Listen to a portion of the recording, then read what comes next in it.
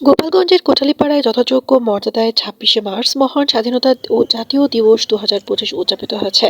আমাদের কোটালীপাড়ার প্রতিনিধি শাহ আলম মিয়া জানাই, এ উপলক্ষে আজ বুধবার সূর্যোদয়ের সাথে সাথে ৩১ বার তপধ্বনির মধ্য দিয়ে দিবসটির শুভ সূচনা হয়।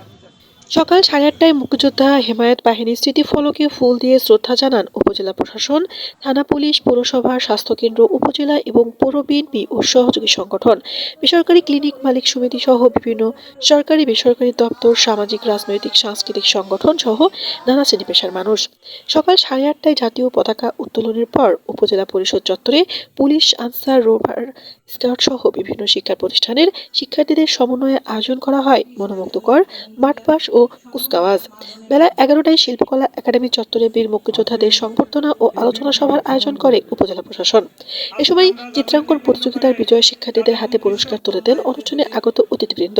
দুপুরে আয়োজন করা হয় মধ্যাহ্নভোজের। সবশেষে আয়োজন করা হয় ফুটবল টুর্নামেন্ট।